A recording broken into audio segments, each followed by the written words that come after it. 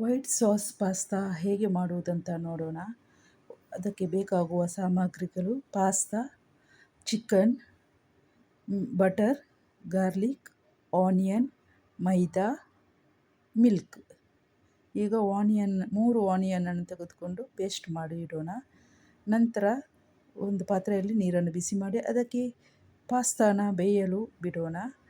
ಈಚೆ ಒಂದು ಪ್ಯಾನಲ್ಲಿ ಎಣ್ಣೆಯನ್ನು ಹಾಕಿ ಬೋನ್ಲೆಸ್ ಚಿಕನ್ ಸಣ್ಣ ಸಣ್ಣ ತುಂಡುಗಳ ಕಟ್ ಮಾಡಿ ಅದಕ್ಕೆ ಫ್ರೈ ಮಾಡಿ, ಎಣ್ಣೆ ಹಾಕಿ ಫ್ರೈ ಮಾಡಿ. ನಂತರ yellow powder, optional yellow powder, ಸ್ವಲ್ಪ ಉಪ್ಪನ್ನು ಹಾಕಿ ಫ್ರೈ ಮಾಡಿ ಬದಿಗೆ ಬಿಟ್ಟು ಬಿಡಿ. ನಂತರ ಅರ್ಧ ಬೆಂದ ಪಾಸ್ತಾಕ್ಕೆ ಎಣ್ಣೆ ಉಪ್ಪನ್ನು ಸೇರಿಸಿ ಪುನಃ 10 ನಿಮಿಷ ಬೇಯಲು ಬಿಡಿ. ಈಗ ರೆಡಿಯಾಗಿದೆ ಪಾಸ್ತಾ. ಇದನ್ನು ಸ್ಟ್ರೈನ್ ಮಾಡೋಣ.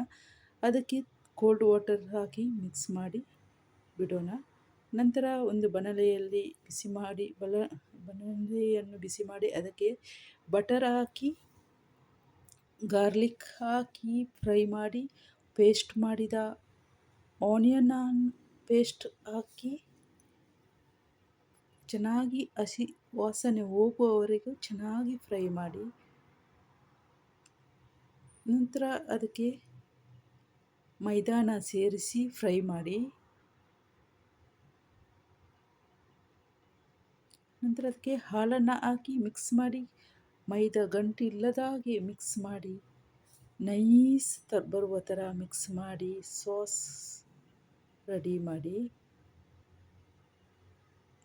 ಅದಕ್ಕೆ ಸ್ವಲ್ಪ ಟೇಸ್ಟಿಗೆ ಉಪ್ಪನ್ನು ಸೇರಿಸಿ.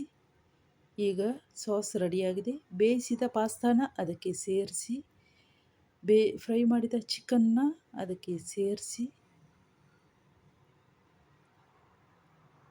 ಮಿಕ್ಸ್ ಮಾಡಿ. ಲಾಸ್ಟಿಗೆ ಆರಿಗಾನೋ ಸ್ವಲ್ಪ ಹಾಕಿ ಸರ್ವ್ ಮಾಡಿ. ಈಗ ವೈಟ್ ಸಾಸ್ ಪಾಸ್ತಾ ರೆಡಿಯಾಗಿದೆ. ತುಂಬ ಟೇಸ್ಟಿಯಾಗಿ ಕ್ರೀಮಿಯಾಗಿ ಇರುವಂತಹ ವೈಟ್ ಸಾಸ್ ಪಾಸ್ತಾ ರೆಡಿಯಾಗಿದೆ. Thank you for watching. Please share, like and subscribe my channel. Thank you.